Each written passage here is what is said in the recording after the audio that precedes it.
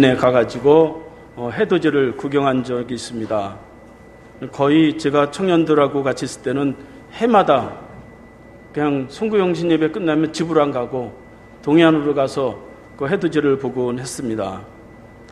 그 1월 첫날이 되면 사람들이 해돋이를 보려고 사람들이 몰렸는데 몇만 명이 말이죠. 그 정동진이 해돋이 명소이기 때문에 몇만 명이 막 모여가지고 말이죠. 아니 해를 볼 자리도 없어요. 차가 너무 많아가지고. 그 사람들이 이 추운 그러한 겨울에도 그렇게 떠오르는 태양을 보려고 하는 것은 거기에 그래도 하나 뭔가 소원을 가지고 뭔가 성공과 또 나름대로 벗어낼 것은 벗어내고 그런 기대를 가지고 이제 해돋이를 보게 됩니다. 그래서 말이죠. 막 해가 탁 떠오르는데 말이죠. 탁 떠오르는 순간 사람들이 막 박수를 막 치면서 말이죠. 막 얼마나 그렇게 기뻐하는지 모릅니다. 그런데 갔다 와서 2, 3일 지내보세요. 그 다음에 또 쭉 쳐져가지고 청년들도 말이죠. 힘이 쭉 빠지고 아이고 또 연휴도 끝났고 어떻게 살아가나 또 그렇게 살아가는 그러한 모습을 보게 됩니다. 그 해돋이를 본다고 해서 힘이 나고 뭐 거기에서 소망이 생긴다면야 수백 번이라도 가겠죠. 우리 인생은 뭐 그렇게 자연을 본다고 해서 힘이 나는 것이 아니라고 볼 수가 있습니다.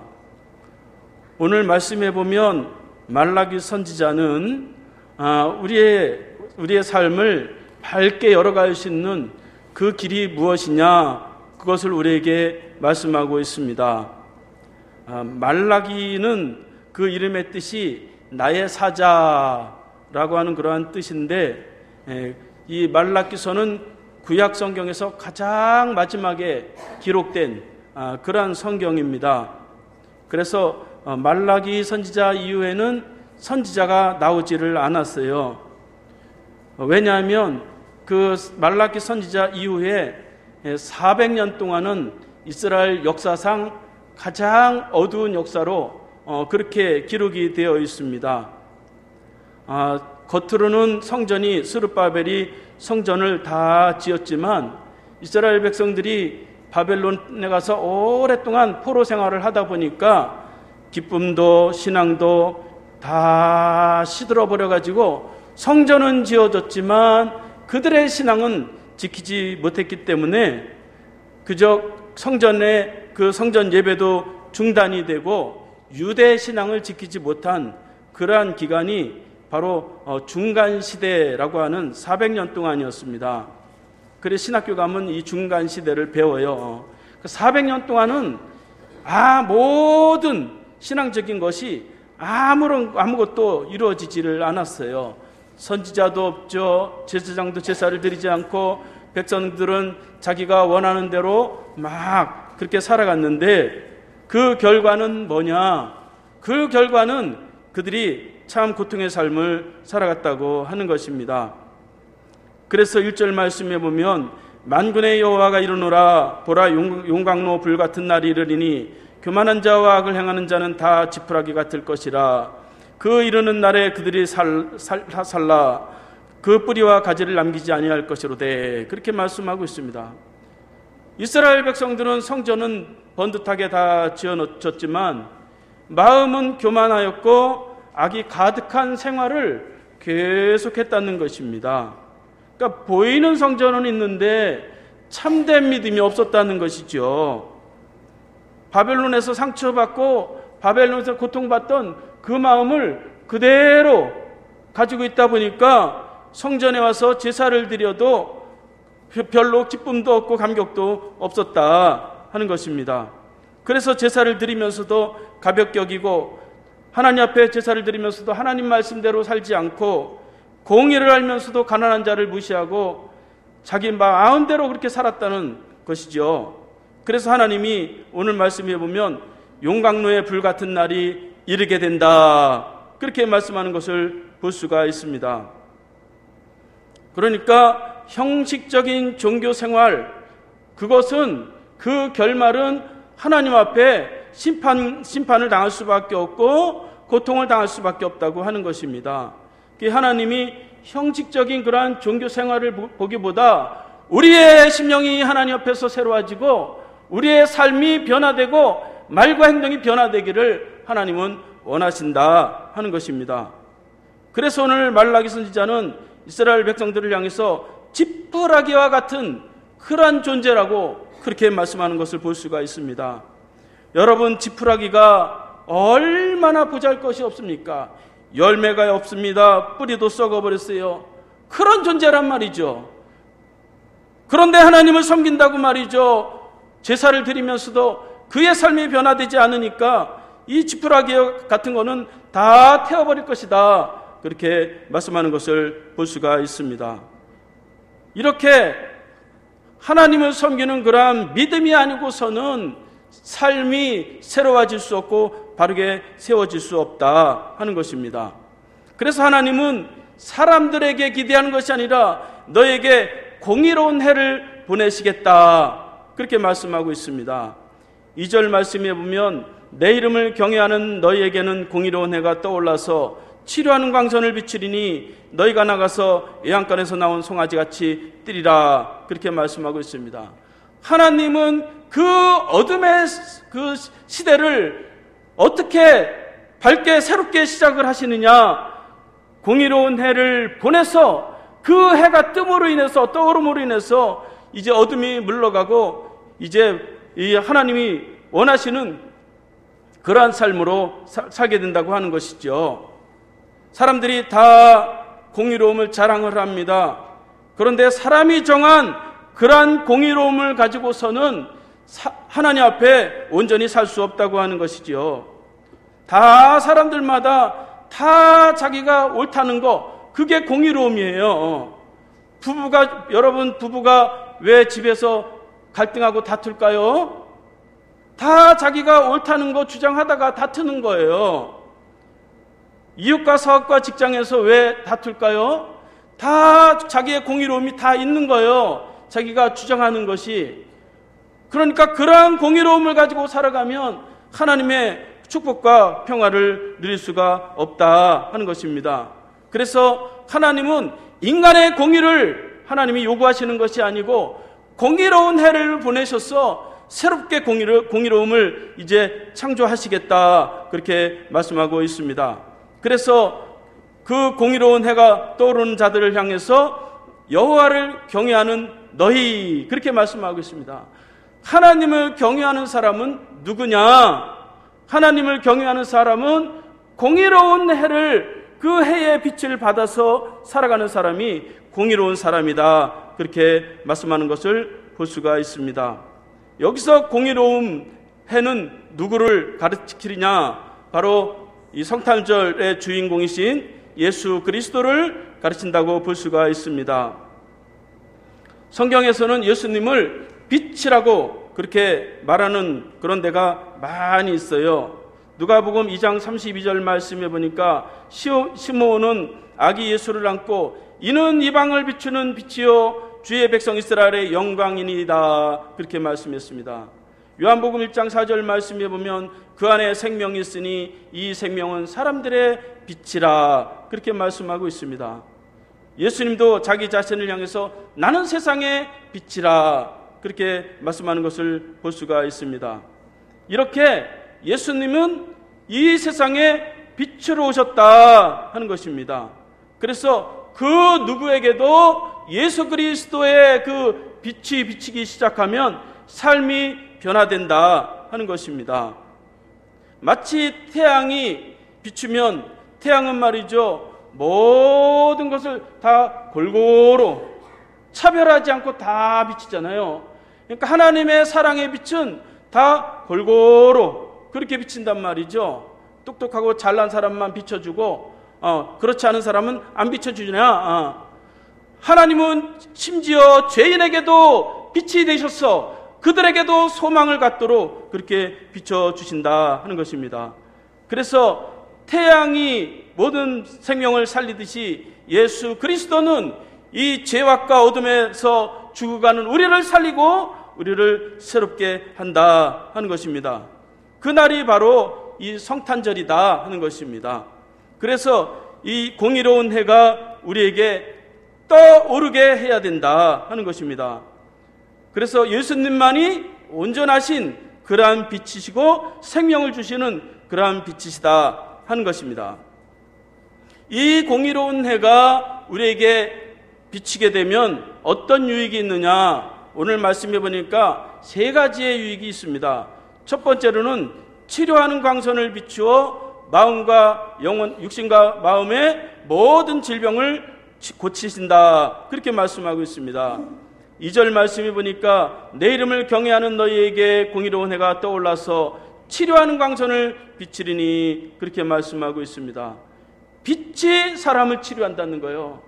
빛이 어둠을 몰아내고 새로운 삶을 주신다. 그렇게 말씀하고 있습니다. 실제로 이 의학기기 가운데 보면 이 빛으로 치료하는 것들이 많이 있어요. 사진을 찍는 엑스레이, 빛의 굴절로 산소를 측정하는 산소 포화기, 눈의 망막을 진단하는 OCT라고 하는 거, 또 눈을 깎아내는 라식, 또 라섹기 이런 것도 다 빛으로 깎아내는 거예요. 레이저 빛으로. 또 제가 삼성 메디슨 다녔는데 그 초음파 진단기도 그 빛이 연관이 되어 있습니다. 우리나라에서 빛으로 치료하는 가장 비싼 장비는 세브란스 병원에 설치되어 있는 중입자 치료기예요. 가격이 3천억 원인데 그 크기가 건물 4층만한 우리 교회만한 그러한 기계가 있어요. 그런데 그 중입자 치료기가 불과 몇 초 만에 열과 빛을 순간적으로 그 암을 찾아서 박솜으로 인해서 몇 초 만에 병을 고치는 거예요. 그래서 올해 들어와서 10명이 완치가 됐어요. 암 걸린 사람이 10명이 그 중입자 치료기를 통해서 완치가 됐어요. 우리나라에 한 대가 있고 그런데 이번 달에 또 한 대를 설치를 한대요. 그러니까 줄을 섰대요. 몇백 명이 고치려고. 근데 한번 거기 가서 치료받으려면 한 5천만 원 든대요. 반짝하고 그냥 빛으로 한번 치료하는 건데. 그런데 말이죠. 치료가 너무너무 확실하니까 말이죠. 그런데 예수님은 모든 육신의 질병뿐 아니라 마음의 질병까지도 치료하신다. 치료의 광선을 비추신다. 그렇게 말씀하고 있는 것을 볼 수가 있습니다. 그래서 예수님의 이 예언대로 예수님은 이 땅에 오셔서 많은 병자들을, 각색 병자와 약한 자를 고치시고 죄인과 가난한 자를 고치시면서 그들의 삶을 새롭게 하는 것을 볼 수가 있습니다. 이렇게 예수님은 우리의 이 육신과 마음을 치료하시는 그러한 분이시다 하는 것입니다. 그래서 그 예수 그리스도의 빛이 비추시면 우리의 마음의 상처가 환해지는 거예요. 저같이 말이죠. 어려서부터 가난하고 아버지 없이 맨날 살아서 맨 비관적이고 말이죠. 그런 사람도 예수님의 빛이 확 임하니까 말이죠. 삶이 확 달라지는 거예요. 그러니까 우리가 하나님 앞에서 내가 어둠에 속한 자이고 내가 너무나 부족한 자다고 하는 것을 고백하면서 그 빛 대신 예수님이 우리에게 임재하시기를 기다려야 된다 하는 것입니다. 이렇게 예수님의 빛이 임하시면 가정의 상처도, 교회의 상처도, 모든 물질의 상처도, 직장과 사업의 상처도 치유가 되는 거예요. 그래서 이 성탄절 기간 동안에 그 마음을 확 열고 예수 그리스도께서 우리에게 임재하심으로 인해서 우리의 몸과 마음이 치료받는 그러한 기간이 되시기를 바랍니다. 두 번째로 이 자유를 주신다. 그렇게 말씀하고 있습니다. 2절 말씀해 보니까 너희가 나가서 외양간에서 나온 송아지같이 뛰리라. 그렇게 말씀하고 있습니다. 이스라엘 백성들은 너무너무 억압을 당했어요. 바벨론에서 70년 억압을 당해서 풀려났는가 싶다니 그 다음에 페르시아 거기에 또 억압을 당하고 또 페르시아에서 벗어나는가 싶다니 또다시 헬라를 통해서 또 지배를 당하고 또 헬라에서 벗어나는가 싶다니 다시 로마의 지배를 받고 이렇게 억압된 그러한 삶을 이 이스라엘 백성들이 살아왔습니다. 그런데 말라기 선지자는 이제 의로운 해가 떠오르면 그러한 역사는 끝난다. 억압된 삶에서 벗어나 자유를 누릴 수 있고 기쁨을 누릴 수 있다. 그렇게 말씀하고 있습니다. 마치 외양간에서 나온 송아지와 같이 기뻐 뛰면서 자유를 누린다고 하는 것입니다. 여러분, 외양간에 더럽고 좁고 냄새나는 곳에 송아지가 한 마리가 앉아 있다고 생각해 보세요. 얼마나 말이죠 비참하고 고통스럽습니까? 그런데 말이죠, 거기에서 이제 나오면 말이죠, 이 송아지가 말이죠, 이 철이 없어가지고 말이죠, 컹징컹징컹징 뛰는 거예요. 사람들마다 말이죠, 마음의 억압과 어둠과 고통의 삶을 다 가지고 있는 것을 볼 수가 있습니다. 때로는 물질 때문에, 때로는 인간관계 때문에, 사업과 직장 때문에, 가정의 일 때문에 마음이 콱 닫아진 상태에서 너무너무 어둠 속에서 그렇게 살아가는 사람들이 요즘은 얼마나 많이 있는지 몰라요. 그래서 요즘은 누굴 뭐라고 말할 수가 없어요. 주차 세웠을 때 주차 좀 빼주세요. 그러면 확! 네가 뭔데 차 빼라래. 여기 우리 주차장인데요. 교회 주차장이면 다야? 요새는 말이죠, 말이 안 통하는 거예요. 마음속에 말이죠, 분노가 가득하고 말이죠, 누가 건들기만 해봐라 그냥, 그러면 내가 확 폭발을 해버린다. 전부 이렇게 말이죠 살아갑니다. 사람들이 이렇게 사람들은 억압을 당하고 자유를 누리지를 못하는 것입니다. 여러분, 송아지가 말이죠, 외양간에 있다가 문을 확 열어서 뛰면 말이죠, 송아지가 무슨 계산도 없어요. 이리 뛰고 저리 뛰면서 말이죠, 막 이렇게 뛰어다니는 거예요. 예수 그리스도의 빛이 임하게 되면 그러한 송아지와 같이 말이죠, 세상 염려, 근심, 걱정, 사람 때문에 상처받은 거, 이런 걸 다 벗어내고 하나님 앞에 기쁨으로 살아갈 수가 있다 하는 것이에요. 사람이 나는 밝게 살아야지, 그런다고 해서 밝게 살 것 같으면 다 밝게 살죠. 때로는 우리가 가난하고 또 무지해서 또 너무너무 없어서, 그래서 어둠 속에 살아가는 사람들이 많이 있어요. 내가 이기고 살아가야지. 그게 쉽게 되나요? 예수 그리스도께서 우리의 심령에 임재하시면 내가 노력을 해서 되는 것이 아니라 우리의 심령을 새롭게 하는 거예요. 우리의 심령을 바꿔주시는 거예요. 우리의 마음을 확 태워버리는 거예요. 전혀 새로운 사람이 되어버리는 것입니다. 그래야 다른 사람을 억압하지도 않고 나도 억압받지 않는 거예요. 여러분, 다른 사람을 너무 억압하지도 말고 억압을 받지도 마세요. 그러면 그런가 보다, 그러면 돼요. 여러분, 정치인들 또 이 어두운 경제 얼마나 많은 힘들게 살아갑니까? 삶의 현장에 보면 너무너무 답답하게 살아가는 사람들이 너무 많이 있습니다. 여러분, 어떤 곳에 갇혀 있습니까? 물질에 갇혀 있습니까? 아니면 미움과 분노에 갇혀 있습니까? 이것을 확 벗어내고 예수 그리스도의 그 빛을 통해서 하나님의 사랑이 내게 임재하게 될 때에 우리의 삶은 확 벗어나는 거예요. 외양간에서 벗어나시기 바랍니다. 이기적인 생각, 작은 울타리, 내가 지키려고 하는 거, 요거 포기하면 말이죠, 삶이 얼마나 행복한지를 몰라요. 모든 그 믿는 사람은 말이죠, 경제적 자유도 얻어야 되고 정치적으로도 자유를 얻어야 되고 사상과 법과 윤리를 뛰어넘는 하늘의 기쁨과 하늘의 자유를 가지고 살아가는 사람들이 바로 우리 믿는 사람이라고 볼 수가 있습니다. 내가 나가야지 거기서 벗어나서 나는 하나님, 나는 어둠에 속해 있습니다, 저에게 빛을 비춰주세요, 그렇게 기도하시기 바랍니다. 예수 그리스도께서는 우리 대신에 그 외양간에서 태어나셨어요. 누가복음 2장 12절 말씀해 보니까 너희가 가서 강보에 쌓여 구유에 누워있는 아기를 보리니 이것이 너에게 표적이 되니라, 그렇게 말씀하고 있습니다. 예수님은 죄와 허물이 많은 우리를 위해서 그 외양간에, 그 작고 협소한 곳에서, 냄새나는 곳에 태어나서 모든 사람이 당할 수밖에 없는 것을 대신 당하심으로 인해서 그것으로 우리를 구원하셨다 하는 것입니다. 이렇게 예수 그리스도를 통해서 이 대림절 기간 동안에 자유함을 누리고 기쁨을 누릴 수 있기를 바랍니다. 모든 결박에서 풀어진 것을 믿으시기 바랍니다. 죄와 사망의 결박에서 풀어진 것을 구하기 바랍니다. 요한복음 8장 32절 말씀 보니까 진리를 알지니 진리가 너희를 자유하게 하리라. 그렇게 말씀하고 있습니다. 저와 여러분들에게 진리 되신 예수 그리스도를 통해서 자유와 기쁨을 주어졌다는 것을 믿으시기 바랍니다. 세 번째로는 공의로운 햇빛을 받으면 악을 이길 수 있다 하는 것입니다. 3절 4절 말씀에 보면 또 너희가 악을 밟을 것이니 그들이 내가 정한 날에 너희 발바닥 밑에 재와 같으리라. 만군의 여호와의 말이니라. 너희는 내가 호렙에서 온 이스라엘을 위하여 내 종 모세에게 명령한 법 곧 율례와 법도를 기억하라. 그렇게 말씀하고 있습니다.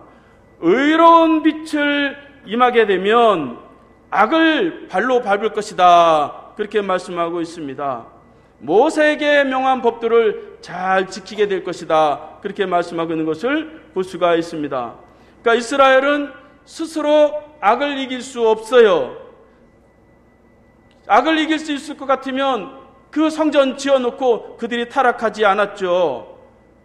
그들이 아름다운 성전을 지어줬지만 스스로 자신들이 악을 이길 수 있을 것이라고 생각했기 때문에 나라는 황폐해졌고 주변 나라들에 또다시 억압을 당할 수밖에 없었습니다. 의로운 빛이 우리에게 임해야 된다. 예수 그리스도의 빛이 우리에게 임해야 된다 하는 것입니다. 이사야 60장 1절 말씀을 보니까 일어나 빛을 발하라. 이는 내 빛이 이르렀고 여호와의 영광이 너희에 임하였음이니라. 그렇게 말씀하고 있습니다. 빛이 우리에게 임하고 여호와의 영광이 우리를 다스리게 되면 우리가 악을 충분히 이긴다 말이죠. 내가 악한 짓을 하지 말아야지, 나쁜 생각하지 말아야지, 그렇게 해서 결심해서 사람이 다 고쳐질 것 같으면 다 고쳐졌죠. 못 고칠 사람이 누가 있겠어요. 예수 그리스도께서 우리를 고치십니다. 예수 그리스도께서 악을 분별하게 하시고 악을 이길 수 있게 하시는 것입니다. 그래서 항상 빛은 어둠을 이긴다. 우리가 요거를 기억해야 된단 말이죠. 그래야 어둠에 끌려가지 않는 거예요. 여러분 껌껌한 밤에 말이죠. 전등을 탁 켜면 말이죠. 빛이 조금만 탁 켜져도 말이죠. 이 어둠은 순식간에 확 날아가는 거예요. 물러가라 그러지 않아도 말이죠. 예수님의 빛이 우리 마음속에 탁 떨어지면 말이죠. 삶이 말이죠. 이제 새롭게 밝아지는 것입니다. 그래서 예수님의 빛이 들어가면 남편이, 아내가, 자녀가, 성도가 다 달라 보이는 거예요. 다 사랑스럽게 보이는 거예요. 다 기쁨으로 보이게 되는 것입니다. 그래서 오늘 말씀과 같이 의로운 해가 떠오르면 너희가 이렇게 달라지리라. 그렇게 말씀하고 있습니다. 그 의로운 해가 떠오르는 것처럼 예수 그리스도를 내가 높이고 그를 통해서 변화되기 위해서는 어떻게 해야 되느냐? 하나님의 말씀을 잘 들어야 된다 하는 것이에요.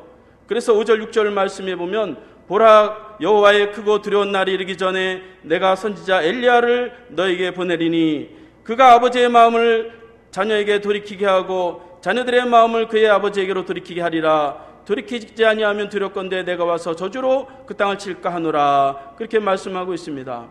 의로운 해가 떠오르기 전에 먼저 엘리야를 보내겠다. 그렇게 말씀하는 것을 볼 수가 있습니다. 그러니까 하나님을 만나고 하나님의 그 빛을 받기 위해서는 먼저 우리에게 오는 것이 있는데 그것은 하나님의 말씀이다 하는 것이에요. 엘리야는 하나님의 말씀을 전하는 구약의 최고의 선지자라고 볼 수가 있습니다. 엘리야는 영안이 떠져서 불말과 불병거를 보면서 많은 사람들을 이제 하나님 품으로 인도했어요. 그 엘리야가 누구냐? 그 엘리야는 바로 세례 요한이라고 볼 수가 있습니다. 요즘 말이죠. 자기가 말이죠. 엘리야다 그러면서 말이죠. 이단의 교주들이 많이 있어요. 그런데 그 엘리야는 이제 세례 요한이다 하는 것입니다. 누가복음 1장 17절 말씀에 보면 저가 또 엘리야의 심령으로 능력과 주 앞에 가서 아비의 마음을 자식에게 거스리는 자를 의인의 슬기로 돌아오게 하고 주를 위하여 세운 백성을 예비하리라. 그렇게 말씀합니다. 예수님 전에 먼저 6개월 전에 태어난 그런 사람이 바로 세례 요한인데 그가 바로 엘리야의 심정을 가졌다. 그렇게 말씀하는 것을 볼 수가 있어요. 제자들이 예수님께 물었어요. 세례요한은 누굽니까? 그랬을 때에 마태복음 11장 11절 말씀에 보면 여자가 낳은 자 중에 세례요한보다 더 큰 이가 일어남이 없도다. 만일 너희가 말씀을 즐겨 받을진대 오리라 한 엘리야가 곧 이 사람이니라. 그렇게 말씀하고 있습니다. 그러니까 하나님의 빛을 받기 위해서는 하나님의 말씀이 우리를 하나님께로 인도하는 거예요. 그냥 가만히 있으면 언젠가 빛이 순식간에 임하겠지, 그렇지 아니하고 먼저 엘리야를 보내는 거예요. 말씀을 먼저 보내는 거예요. 그래서 말씀을 잘 따라가다 보면 어느 날 예수 그리스도의 빛이 나에게 확 임함으로 인해서 우리의 삶이 달라진다 하는 것입니다. 예수 그리스도께서 떠오르면 우리의 삶도 뜹니다. 요즘 말이죠, 많은 연예인들이 뜨면 스타가 되잖아요. 해품달, 해를 품으면 말이죠, 행복하잖아요. 우리는 그래서 제가 예품달 그렇게 만들었어요. 떠오르는 해와 같이 예수 그리스도를 마음에 탁 품으면 말이죠, 미운 사람이 사랑스럽게 보이는 거예요. 어둡게 보이던 눈이 밝게 보이는 거예요. 어두운 생각이 밝은 생각으로 변화된다 하는 것입니다. 이제 말씀을 마치겠습니다. 저와 여러분들이 다 예수 그리스도를 통해서 다 이렇게 예수님의 빛을 다 받고 하나님의 사랑을 다 받았어요. 이렇게 해를 떠오르듯이 예수 그리스도를 높이면서 이 성탄절에 이 몸과 영혼이 치유되고 또 자유와 기쁨을 누리는 그러한 성탄절이 될 수 있기를 바라겠습니다. 다 함께 일어나서 찬송하고 기도하겠습니다.